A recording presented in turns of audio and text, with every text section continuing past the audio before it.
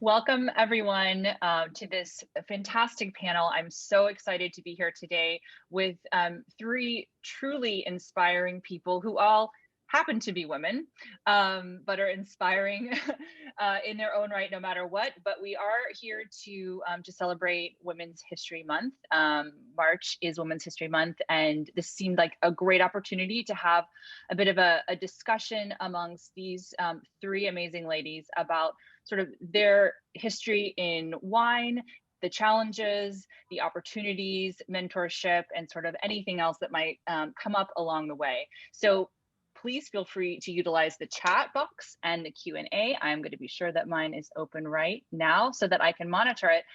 We will get to as many questions from the audience as we can during the next 60 minutes or so. Apologies in advance if I don't have time to ask all of your questions, but I would love to hear from you. So without further ado, again, welcome. My name is Vanessa Conlin. I'm a Master of Wine, and I'm the head of wine at Wine Access. And I would like to take just a moment to introduce our three fantastic panelists today before I start with some questions, and again, questions from the audience. So in no particular order, and I know it's excruciating to hear your bio read out loud, but I have to read these because they're so impressive. So Lindsay Hoopes, welcome, Lindsay. Thank you so much for being here. Lindsay Hoopes grew up on a farm playing amidst the vineyards. Joining her father, noted Oakville grape grower Spencer Hoopes, during their daily walks along the vines, frequent conversations in the Hoopes household focused on growing cycles and brand strategy. Influenced by her force of a grandmother, Lindsay was taught to ask questions and challenge traditional roles. A passion for connecting the dots and expressing herself led to her completing her Master's of Law from Trinity College in Ireland and a successful career as San Francisco's Assistant District Attorney, working under then DA and now Vice President of the United States, Kamala Harris. Now leading her family's multi-generational business, she adds a rich sense of adventure and a wild can-do spirit, I like that, to every facet of the brand. Lindsay strives to enrich local biodiversity and promote the health and longevity of Napa Valley's farming community through regenerative agriculture and her dedication to Save the Family Farms initiative. Rescuing nearly 30 farm animals, her family's vineyard is home to her husband, young son, new baby, 2 dogs, herd of pigs, chickens, goats, sheep, and a donkey. Welcome, Lindsay. Next up, I'd like to welcome Karen Laz. Growing up on the east end of Long Island, New York, Karen was raised by parents who loved to cook and bake using only fresh local ingredients. Karen was first introduced to wine and viticulture during her childhood when she witnessed the evolution of surrounding sod fields and potato farms evolve into vineyards of Merlot, Cabernet Franc, and Chardonnay. Leaving New York to study at the University of North Carolina at Chapel Hill, Karen worked at several esteemed restaurants, realizing her true passion was the world of great wine and food. She went on to work with Dean and DeLuca, overseeing the wine program domestically and internationally from 2003 to 2015. The large following of wine lovers and enthusiasts she developed led to the launch of her online wine shop and beautifully appointed tasting room, K. Laz Wine Collection in Yountville. In 2016, she expanded her talents into wine production with the release of her inaugural wine label, Laz Wine, made by famed winemaker Celia Welch. It was an instant hit and appears on the wine list at the French Laundry, Morimoto, Napa Press, and Mustard's Grow. In addition, Karen founded Inspire Napa Valley in 2017 to raise critical funds and awareness of Alzheimer's disease in the Napa Valley. Welcome, Karen. Thank you. And Violet Grgich, my former neighbor. Violet's passion for wine began at an early age. Her father, Mike Grgich, is the Napa pioneer that made the Chardonnay that put Napa on the map when it beat classic French wines in the Judgment of Paris in 1976. She literally grew up accompanying him in the vineyards and cellar, spending her summers at the winery doing everything from bottling line work to laboratory analysis and working in the tasting room.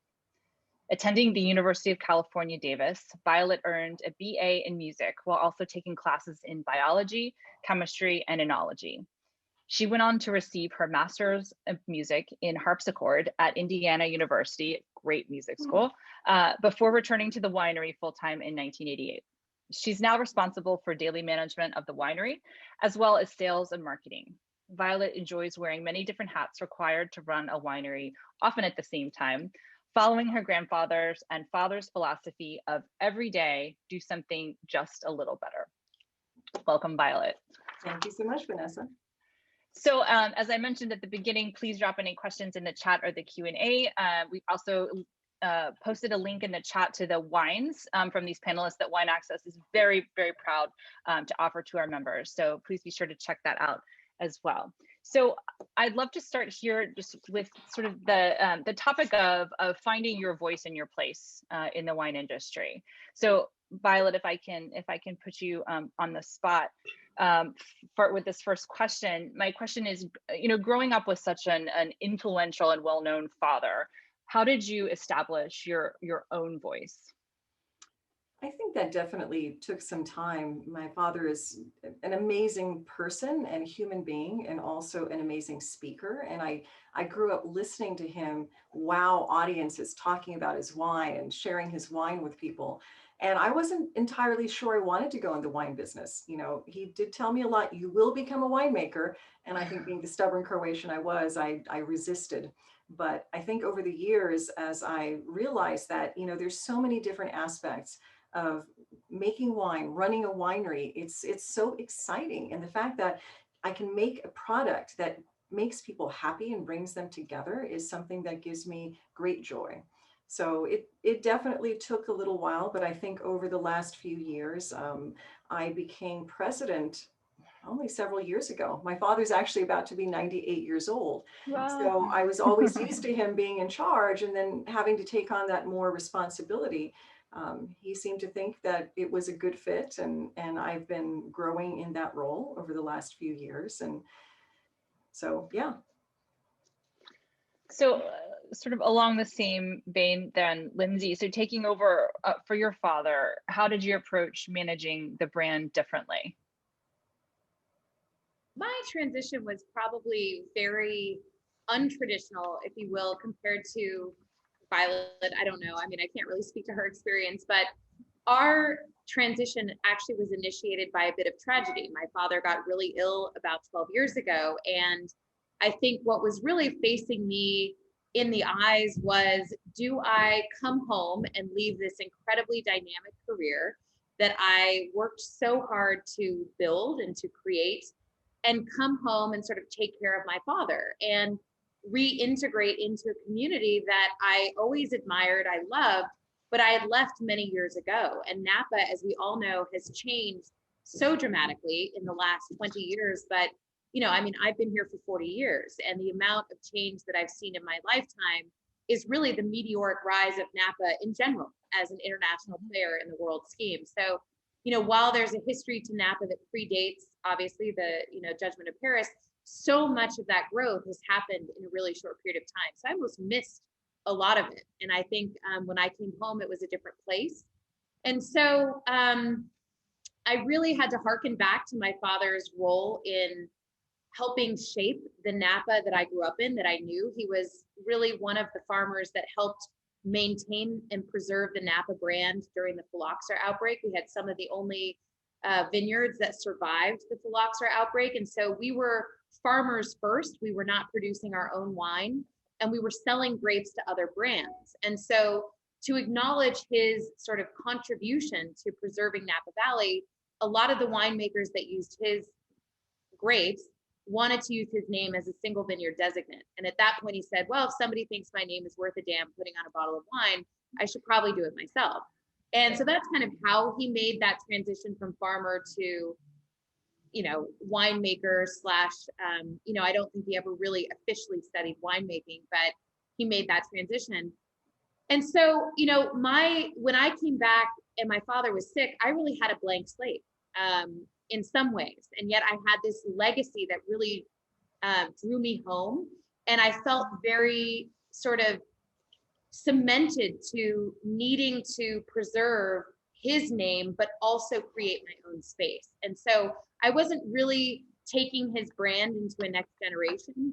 I was taking this authenticity, this story, this history, but kind of recreating it. I mean, it was a very, very unusual experience. But what I've been able to do is, I think, pay homage to his agricultural history, but build an entirely new business around the things that really inspired me. And that was much more of the experiential component. I love hospitality. I love communicating and telling the story of Napa Valley. And while he had a lot to share, I think he was much more passionate about farming. And I had a lot to share, but I wanted to tell the story of Napa Valley to a much broader audience. That was a job that my father had zero interest in doing. So in a lot of ways, I think we've represented two very different people with the same goal, kind of honoring the heritage of Napa Valley in our own unique ways. And so it wasn't a competition as much as it was, he built out the business to be a farmer, and I took his farming inspiration and built it out to, you know, make an agricultural product that reveres farming. So it wasn't a clash as much as sort of, this is just the next generation of this story, and what, you know, the next generation wants to hear from Napa, see in Napa, do in Napa, and experience. Thank you.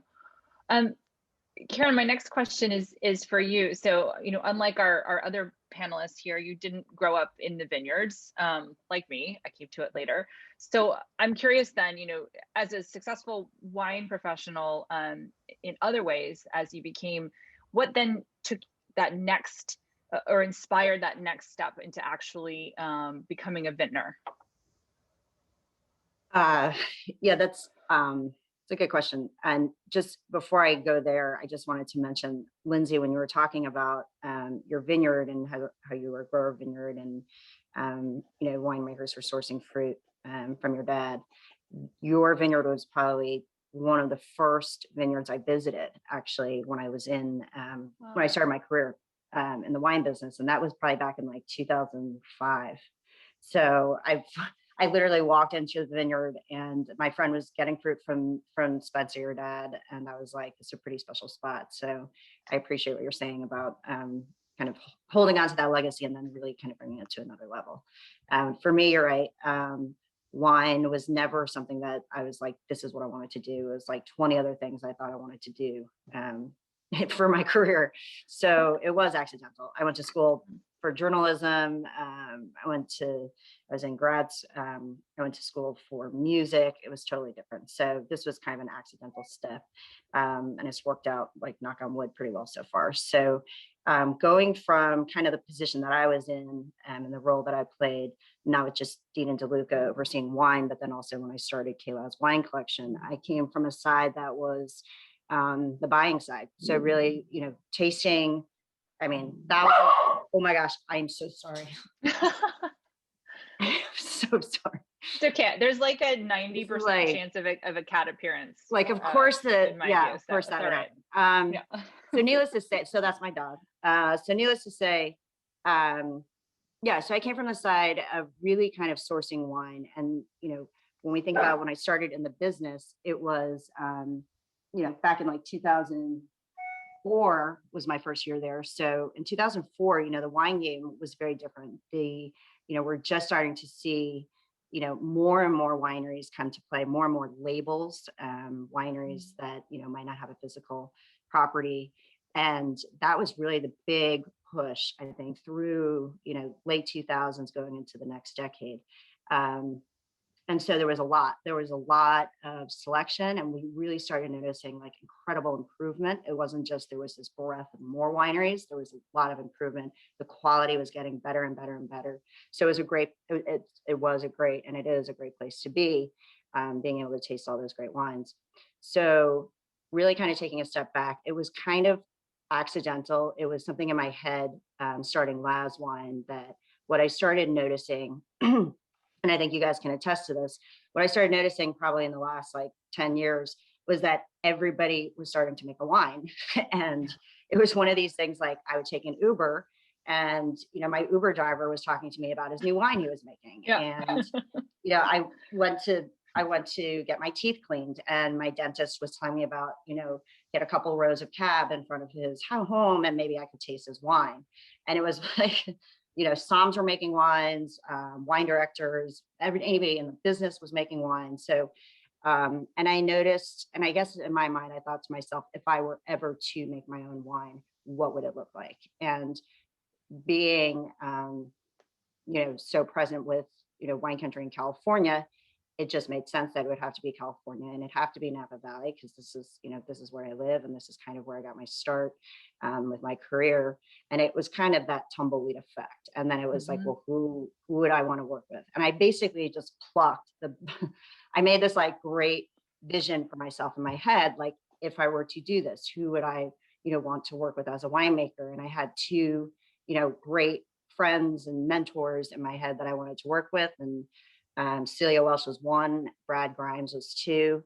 I happened to meet with Celia first. And, I said, I know you're kind of trimming down on projects and, you've got really nothing left to prove in this game. Like, you're an exceptional winemaker, but like, I'm wondering maybe if you might be willing to work with me on like a smaller production wine. And I swear her words were, and she denies this, but she really did say, sure, why not? And I think I caught her in like a weak moment, or it was like one of those days where she's like, okay. And I was like, okay, we're doing this. So that's kind of how it started. It was really kind of somewhat accidental. Yeah.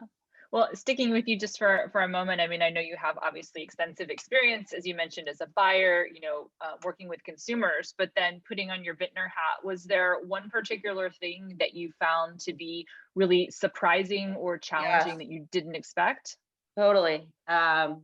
What is absolutely the hardest thing is to try to sell your own wine. Yes. And I had no, and not just trying to sell it, but actually talking about your wine.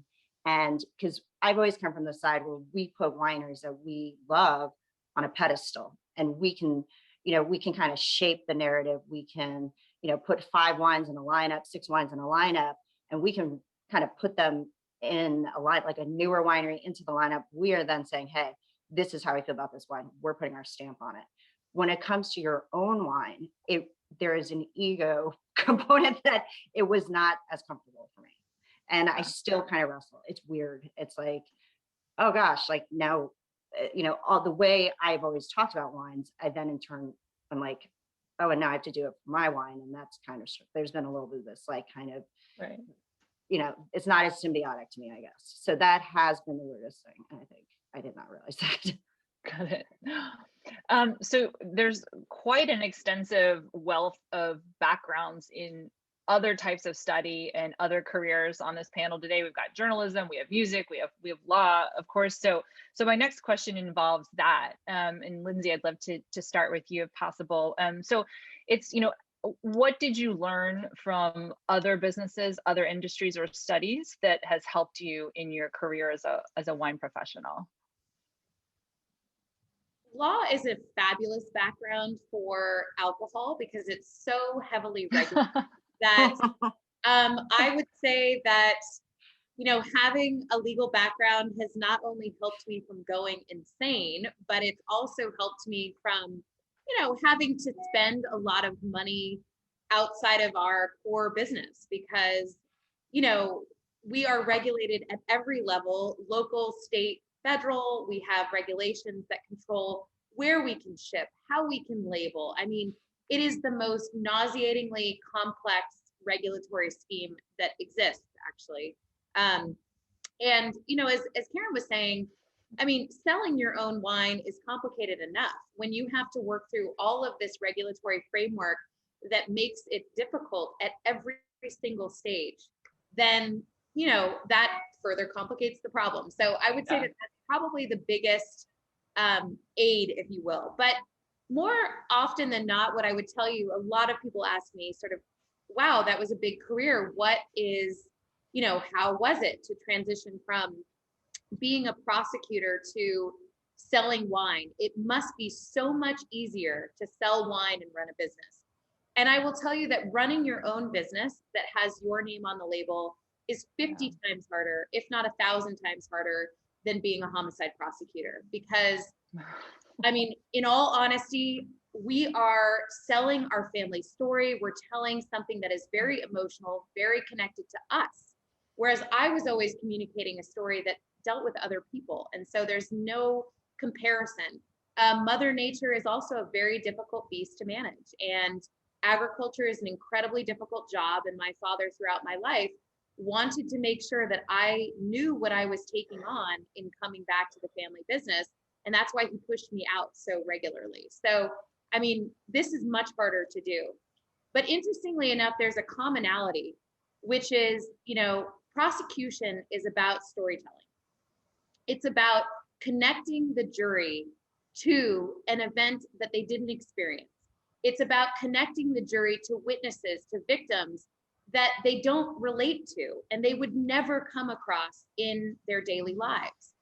And yet we're trying to invoke not only an emotional reaction, but we're trying to encourage them to make a very important decision about something they didn't see or someone they don't know. And so it is literally all about connecting the dots and weaving the story to evoke their emotion and explain why they need to do something about it. And that is exactly what we do in wine. And I've spent years trying to figure out why this is a story that's much more interesting to tell. But what we do through wine and what we do through telling our story is we create an emotional connection with people in the moments that are most important to them. So I am much happier telling this story because I am not, it's definitely usually associated with happy moments in people's lives versus selling somebody a prison sentence. But in reality, there's a lot to be said about the fact that the reason people connect to wine is because they are connecting to an emotional story, moment, person, place, thing. And that is exactly what I used to do. And so they're both jobs of storytelling. I'm just very, very happy to transition that to telling my story, the story of Napa, the story of my colleagues, and something that I'm more emotionally connected to and is more personal for me as an individual. Violet, same question, but I'd love to sort of focus specifically on music. So was there anything that you learned from your studies of harpsichord that have sort of helped you be better at your job in wine? Gosh, I'd say so many different things.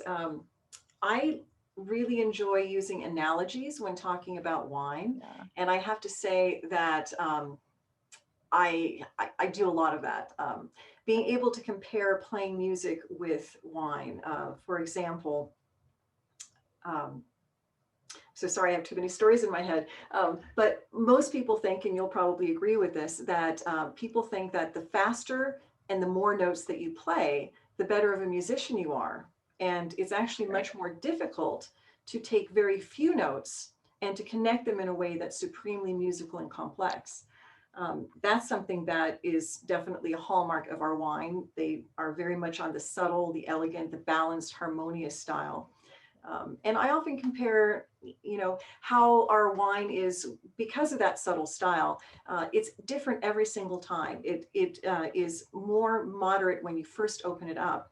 And then as it sits in your glass, and especially as you enjoy it with food, it opens up and continues to develop over the period of an entire evening. And if you manage to have some left, which is usually not the case, the next day it'll be even better. And that's pretty rare with a lot of wines. A lot of wines really, they might bloom and then they just sort of, go away. So that's something that I compare to, fine music, great music. Great music is music that every time you listen to it, you hear something else. And every different bottle that I try is a different experience. So I would say being able to utilize those analogies is great. I also feel like, practicing one's technique and doing things over and over again, that's something that really works for everything. And something that I read, I don't know if you did too, perhaps it came from Oliver Sacks, but he said that the only profession that you can actually diagnose from a brain autopsy is music, because music uses all parts of your brain in such a way that's so incredibly complex. So I think about, my immersion in music and my passion for music and how that's really helped me do a lot of different things at the winery. When I first started, I started in the cellar and the laboratory, and I loved the laboratory because I was so painfully shy. I had a really hard time in social situations. In fact, it was pretty impossible for me to talk to people unless it was about literature or philosophy or music or, so in any case, when my father first sent me out to go sell wine, I was terrified because he was so good at it. And I didn't know how to connect to people. I didn't know how to sell. And so I thought, oh, I am in great shape because all I have to do is I have to show up, I have to pour them some wine, watch them take a sip, and then take their large order. And that actually did work for a long time. Yeah. But after many years, I finally, developed the ability to speak in public. And perhaps that's something else that I learned from music. I had horrible stage fright. And in fact, whether I was playing the piano or the flute or accordion, whatever part of my body that was connected to making that sound would go out on me in performance. So my leg would tremble, my hands would shake, or when I played the flute, I lose the ability to make that breath. But going to graduate school, especially, and the amount of performances that I had to do, including like sight reading with faculty in a concert, I developed an ability to be able to get through it. And that helped me immensely with speaking in public. So now nobody knows that I'm painfully shy, and it's great. And I'm actually able to perform without being terrified about, oh my God, that spot, it's coming up, I'm going to make a wrong note. So it's been huge. You have a comment in the chat, and I agree wholeheartedly with the musical analogies. I use them a lot myself. These descriptors. Even very common descriptors, right? Harmony, balance, all these things that we use to describe wine are so apt for both music and wine. I also agree with you. I feel one of the things that I love about wine is that it reminds us that we're able to feel things, right? That it's using our senses to appreciate something rather than sort of, being stuck behind a screen as we often are these days. So yes, I find it's a great reminder that we're alive. But sticking with you, Violet, if I may, so looking back over your career, is there a piece of advice that you wish you had gotten sort of early on? I think I probably got it and didn't do a good job listening to it. And it's something that came from my teacher, my piano teacher. And it, I think, works with everything in life. And that is, you need tools in order to practice. I could just sight read anything. I could play and get away with not practicing and not having those simple tools. It took me a long time. Once I got to college and started playing music, that was really hard. And I didn't have the tools and I didn't know how to practice. I literally did not know how to practice. Somebody had to walk me through this. And I've learned so much through that. Just the process of learning a new piece, figuring out fingerings, how you do that. It's the same thing, in business, in the wine business. Having those tools and learning those tools makes such a huge difference. It makes everything so much easier. So, Karen, I'd love to ask the same question of you, actually, especially as a more recent vintner. Is there something that a piece of advice that you wish someone had told you? I don't know if we have enough time for this, probably. That comment. No, I mean, I don't think I went into it like blindly. I think it was. I think kind of really just kind of what I mentioned before, that it was. It's challenging. It is. We're in a really crowded, and I shouldn't say crowded, we're in a market for high-end Napa Valley Cabernet. There's a lot of them. And so it was kind of like, do we need one more? I think that was kind of the question I kind of asked myself, knowing that I ask myself that sometimes when, we taste so much wine. And the answer was maybe just one more and it won't be a big production. And, if I can keep it just to like a couple barrels and we'll kind of play, see how it works kind of thing. So that was the one thing I really learned from many people is, it's always better to kind of start off smaller before you get larger in terms of production size or growth in that matter. Taking off more than you can handle when it comes to production, it's tough, and I've seen it with wineries. And this market that we're in now, it's just it's a very interesting market. Pre-COVID, COVID, all of this, even before that, preceding that, it's been an interesting market. So I think I took the advice of quite a few people and kind of learned their mistakes through their journey. And And that was very helpful, actually. So I'd like to talk a little bit about inspiration. And so Lindsay, if I could start with you, I'm curious, it's obviously a business that doesn't really ever get a day off, right, in terms of agriculture and everything that's going on. So how do you get up every morning with energy again? What inspires you, and are there places that you seek inspiration outside of the wine industry that you then apply to your life as a wine professional? COVID, I think, was a great reminder of how lucky we are because, while we were unable to visit friends and unable to travel to all of these beautiful places, what I started to realize is looking outside our door, we not only are self-sufficient, we can grow all of our own produce, we can raise our own animals, we can really control our supply chain. Our business can still operate. We can be somewhat dynamic in terms of, shifting different sales cycles, but we can stay in business, we can stay in agriculture, and my kids can come and run around the yard and do all of the things that I used to do. I mean, really, while the world stood still and sort of stopped working for so many different people, we were still able to really enjoy the little things in life and have a beautiful backdrop doing it. So, I think that my inspiration is taking a moment to step back from the hustle and bustle of the wine industry. And a lot of the things that, Violet and Karen have mentioned, that, it is really crowded, it is really busy, it is very difficult work, but we are really lucky to live in the beautiful place that we live, to create a product that people share, in their most valuable moments, that people are still choosing to enjoy. It's almost like our wine in so many respects has helped people bring luxury into their home when they had to foreclose experiencing so many other things. Mm-hmm. We were able to still reach them. We were still able to connect. And even though it wasn't in the traditional way, it was via virtual or by shipping wine. We were kind of the light in a lot of people's life during COVID. And so I think that, I sought inspiration in being a part of something that was maybe one of the bright spots of COVID. And I really definitely appreciated spending more time with my family, and wine is a connector. And I was spending so much time on the road selling wine to other people in their important moments. And I recently got to say, I get to share it with my family and spend more time with them now because of it. So I don't know if that's really the answer to your question, but I find inspiration, honestly, in my backyard. And all the things that we can do in that backyard. It's pretty miraculous. Yeah, I love that.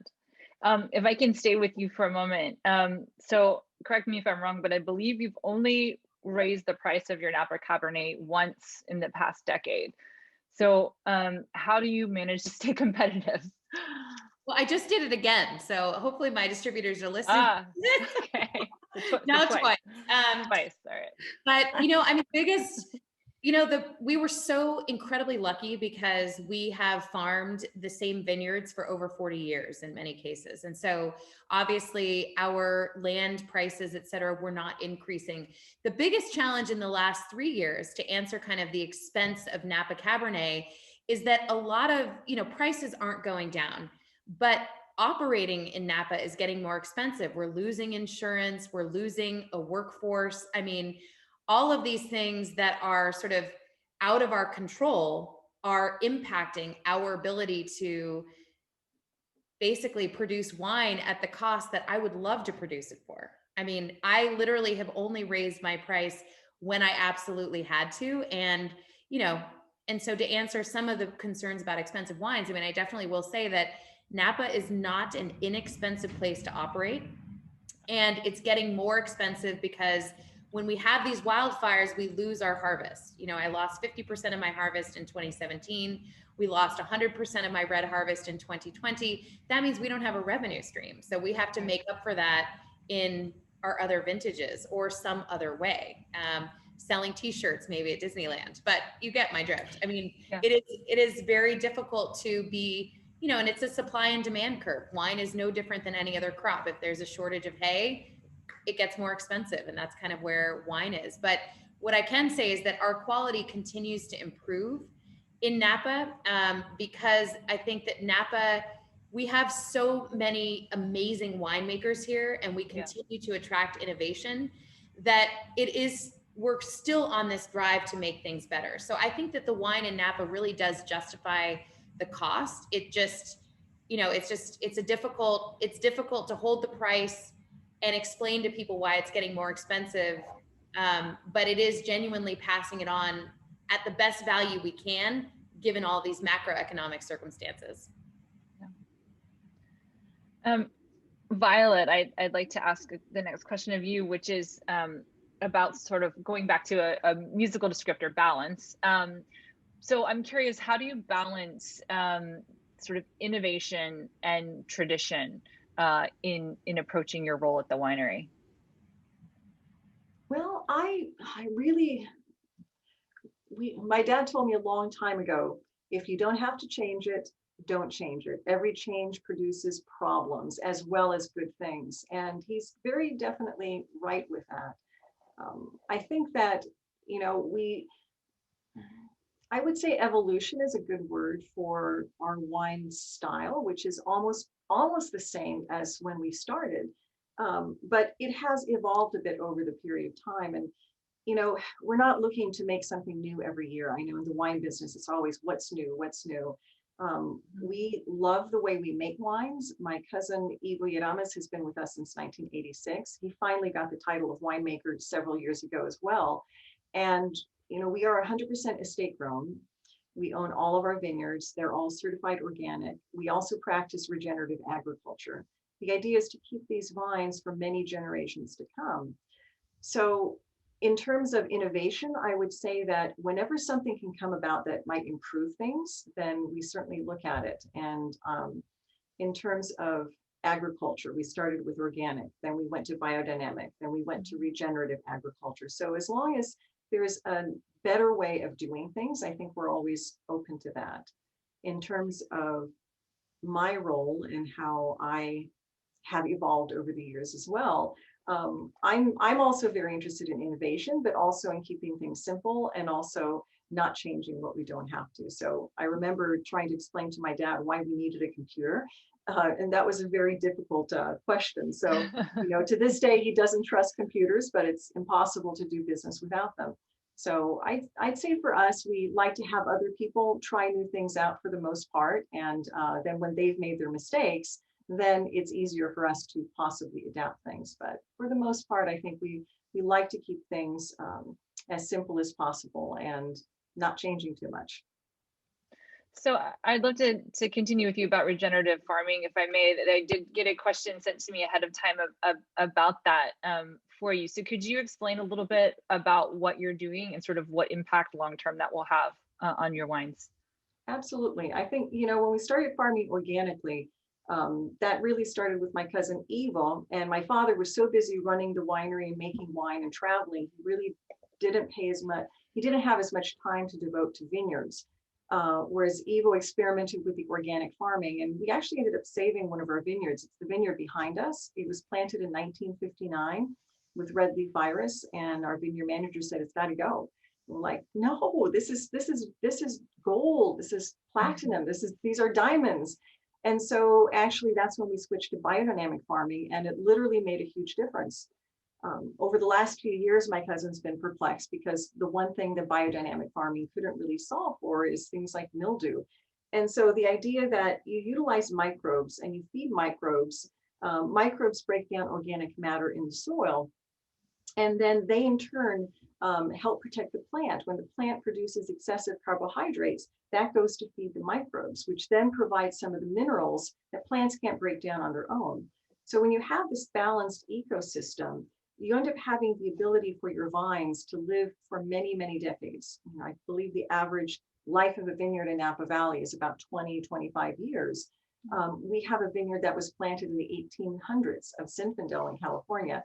This was planted in 1959. We have in Carneros a vineyard that is planted on AXR1, which is a rootstock that started giving us problems. It was recommended by UC Davis, and it turns out it wasn't as resistant to phylloxera. Well, my dad did two things. He interplanted the vine with vineyards, because he's not going to just rip the vineyard out and then replant it, which is the way most people do it. He interplanted between the vines on a different rootstock, just in case we would lose the vineyard, we had to pull them out. And he also noticed that the soil there, about 18 inches under the topsoil, was sand. Remember that phylloxera had very sensitive skin and they didn't like the sand. So he ended up doing this deep, deep irrigation and then none for a while, so that the driving the roots through that sandy layer to find water. We've actually been mostly dry farming since then as well, but the vineyard survived. So not only the AXR1, but also the one that is that was interplanted.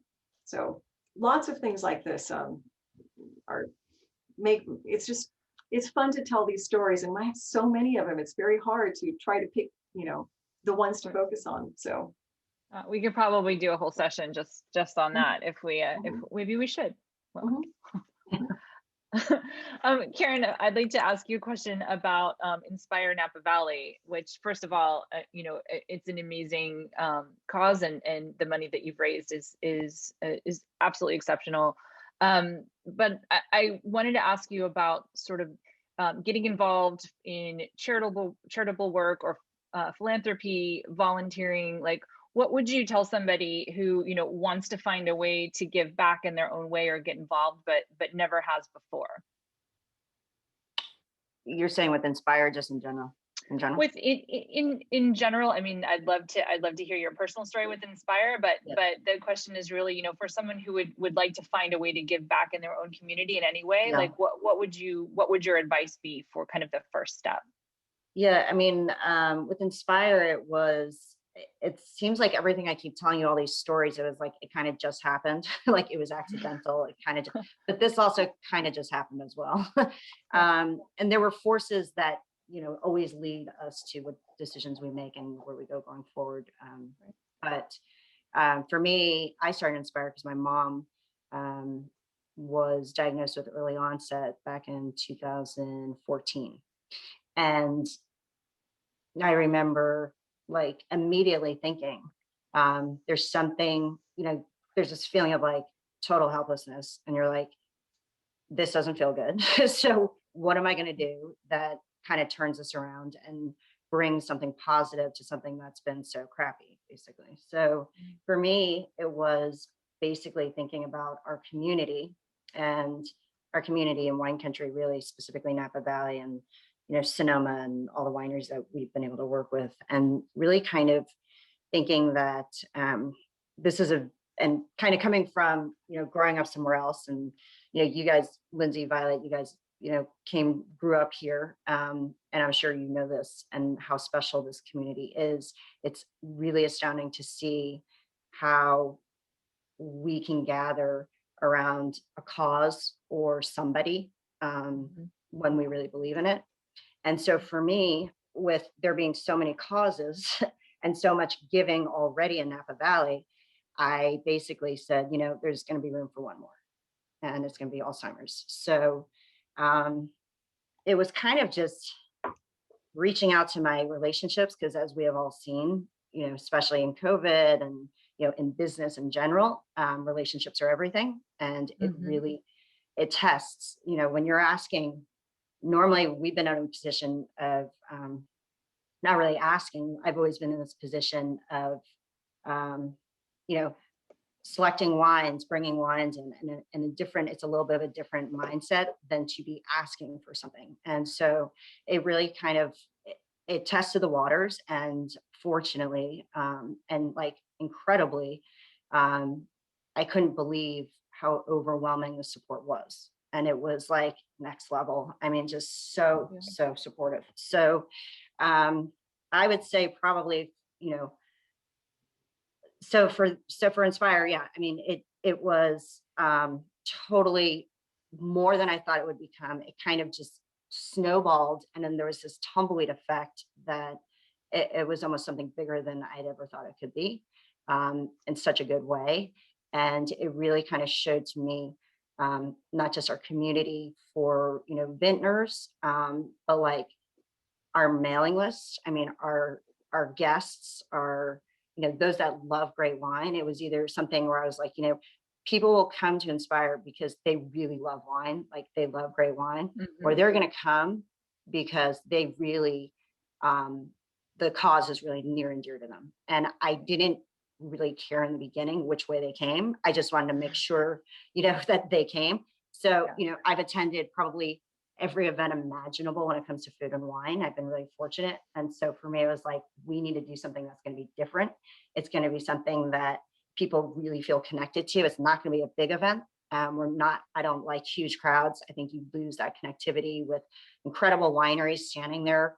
You want that kind of participation. You want, guests are coming from all over the country. You want them to have the conversations with those that are attending as, winemakers, vintners, winery, heads of wineries. So, size of the event, keep it small, keep it intimate. And it was really just kind of, and, the other thing that was really incredible, and, we don't really even talk about this as much, but, so far as to say, like, everything, I mean, we do this killer, like, end of the weekend brunch at Ad Hoc in the Gardens. And, Thomas was like, we've got this, like, we're going to donate this. Wow. So, the produce gets donated for the VIP dinner. David Abreu's property up at Las Posadas, he donated that, so everything was donated, like even like Brian Flannery, one of the best butchers in California, I think, donates New York strip steaks for the dinner. So it's, Cindy Paulson donates the poultry, she donates the seafood. So it is communal, not just from the vintner sense, but just really from everybody who's in the valley. And that is just like incredible to me. So I think if there are those that, something, this idea of philanthropy, I think it drives you from something that has occurred to you, or something, something that's happened in your life where you really feel like, I need to step up. Like, this is something that if I don't do it, like if I didn't do it, then I think it would have been kind of a miss. I would have felt almost regretful that, all the relationships that I have, not bringing them together to serve a higher purpose, almost, not to say that wine is not this high purpose, but like for something even more meaningful to me, I think I would have been kind of regretful. Yeah. And I'd like to stay with you, Karen, and ask about mentorship. I'm curious, did you have a mentor in the wine business or elsewhere? And if so, how did you find that person? Oh, yes. I think mentorship is so important. And I think I've had incredible mentors in my life. Probably the biggest mentor in my life was Leslie Rudd, who owned Rudd, winery. And he was also a really close friend. He owned Dean and DeLuca until the point which he sold it when we sold in 2014. And it's such a special relationship because it's not even like you're like, okay, you're my mentor, but it's like one of these things where like he had years of experience and he had years of practice in business and successes and failures and challenges. And he was a wealth of knowledge, and he was really open with his information to me. And we had really, and I don't, Leslie was a pretty private person. So I think it made it, it was really special that, we had that, connection. I think, one of the things in retrospect, looking back now, that's been kind of cool for me to see is how many associates and colleagues that have worked with me that I've hired in the past, since I've been in the business, still keeping in touch with me. And in fact, when I started my own company, when I left Dean and DeLuca, how many people came back. And I was shocked. I was like, you really want to do this again with me? Like coming back saying, hey, we'd love to work with you again. And that really was like, it was surprising. I was like, are you sure? Like one of those things. But I do think, Leslie was a great mentor, really taught me. I mean, I don't think there are days that go by where I don't think about something he said or, some knowledge that he, or some instance or like, and it's just, and I think that'll be forever. I mean, that's a great mentor, right? Absolutely. Thank you for sharing that. I have the same question for you, Lindsay, in terms of mentorship. Was there someone in the wine business or outside, that was your mentor, and how did you find that person? I think that most of my mentors have sort of found me, and sort of similar to what Karen mentioned. I don't know that it's necessarily the most obvious um, relationship necessarily. I mean, I've found mentors in peers that stood across the hall from me in the courtroom, for example, that were technically on the other side. But I think that, there was a judge who saw me very early on in my career and basically called up my boss in front of me and said, if you don't hire her, you'd be ridiculous. And he had zero incentive to do that.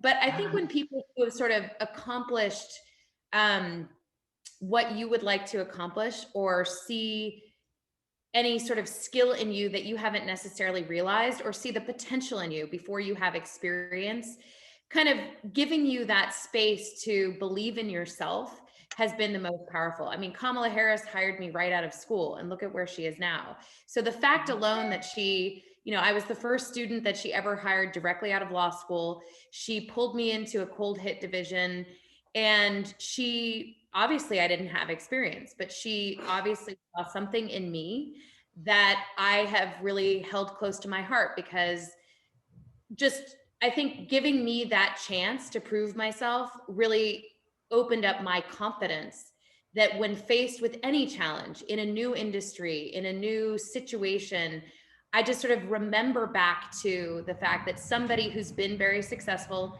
gave me that chance, and I have to give myself that chance to believe in myself. She believed in me, I'm going to believe in me. And I did have a mentor in Volker Isola. He was one of the most ardent activists in the agricultural preserve. And when I was sort of very young in my wine career, making that transition, he did, in the more sort of literal sense, take me under his wing and sort of help me navigate through a lot of the challenges that I didn't see. Tim Gazer, who's the master sommelier, just took extra time to reach out, give me a phone call. Those little things, I think, I don't know if they would define themselves as mentors, but giving me a shot, taking the time to walk me through situations I didn't understand, checking in on me to make sure that I didn't fall down. Did I need help? Those are the things that have been so impactful throughout my career, and just the little reminders that people are looking out for me. And so I try to return the favor too. Yeah. So we are here to talk, of course, about your stories, but also it is Women's History Month. So I have to ask about sort of the industry and inclusivity and diversity. So, my question is, what do we do? What can each of us do individually, and sort of as a wine industry to encourage that? And Violet, could I start with you? You may. It's a very, very important topic. And I always go back to the day where my father was at Robert Mondavi, and he met a young lady who had studied biology and was just so inspired by her passion and knowledge to hire her at Robert Mondavi. And she ended up becoming the president of CME, and was just fabulous. And now, because of my old age, my memory is slipping from me. I completely forgot her name. Zelma Long. Oh, yeah. So, yeah. And Yes. my father always hired people based on not what they look like, but what their capabilities were, whether they were male or female or young or old. And I never, I've been asked the question of, so what does it feel like to be a woman in the wine industry? I'm like, I don't know. I'm a person in the wine industry. To me, that's more important. And maybe because I grew up, always being with my dad, he always pushed me very hard and rarely started giving me compliments until many decades into what I was doing. But he was always very much looking at people as individuals. And I've done the same thing too. I think that if you look at our employees, we are, we have everybody just about. And so again, it's more about who they are. And I think to really focus on that, and to I'm not answering this question very well, but it's a very meaningful one to me. And I think, educating and having people be positive and always look for what brings them together rather than always looking at what separates them. It's amazing what you can learn from people. So I don't know if that's answered your question, but No, it's beautiful. Yes, absolutely. Karen, I did want to ask your thoughts on this as well. So, what do we do to encourage that? But how about also what advice would you give to a woman who, would like to sort of get started in the wine industry, but doesn't have experience yet? Uh, there have been, we get countless emails or even posts like messages through some of our social media channels asking us for like questions about like, not just hiring, but, questions about connecting people or, you know, if we've heard of, any openings for, winery jobs or production jobs or whatever it might be. I think if, in the line of like mentorship, I think it's really important to connect with somebody. And if it's a female, I guess it'd be important for that person to connect with somebody who's in the business, who they respect, who they think could give them some sage guidance. And I think oftentimes, I don't think people reach out enough. I mean, you kind of have to be tenacious regardless of if you're a guy or a girl. I think, if there's something that you're interested in, or if there's something that you'd like to get into, I think it's great to start, with making connections and really reach out to the winery that you love the most, or, there's a shop that you really like talk to the person who works there. And I think that there is opportunity. You just have to kind of really be your own advocate. And I think that, I I got to where I was today because you have to, if you know what you want to do, I think it's really kind of taking that stand and having the courage, and that can be hard sometimes, but reaching out to somebody that you respect, or reaching out to, um, an establishment, a business, a restaurant that you like, and talk to the people. And I think mostly everybody, I think, would be really kind of, you know, interested to help. They might not be able to, say, hey, I'm your person, or I can, but they will more than likely. I think the one thing about this industry is that we're I mean, we have this it's like this love. It's like the European love, like my home's your home. I'll help you, my connections, how I can steer you in the right direction. There was a Sam who um, got laid off, who worked at a restaurant that I go to often. And he reached out to me saying, hey, do you, if you hear of anything? And I'm like, that's an easy ask. Like I can do a quick email to, 100 wineries. I can do a quick email to any restaurant and just say, hey, like, here's a great, this is a great person. They'd be a great asset. You might not be hiring now, consider them, and that was an easy thing for me to do. And I think, just having that courage to ask, I think gets people a lot further than they realize. Lindsay, do you have anything to add on that topic? I think that people can't underestimate hard work. Everything is going to be a lot of hard work to be successful. It's even more hard work. And in some cases, I think that being a woman in some less than traditional female roles is going to be even harder work. So don't be afraid of work, and do it like your life counts on it. If that's what you really want to do, don't give up, believe in yourself, and keep going. I think that, we're not going to see diversity change overnight. And I've made a really big commitment in my career to creating paths for economic viability, lowering the barriers to entry, because it is not an easy industry to enter. So one of the things, or I would say one of my contributions to diversity, has to be making it accessible to people who don't live here, who don't own a vineyard already, who don't necessarily have a history of winemaking in their family.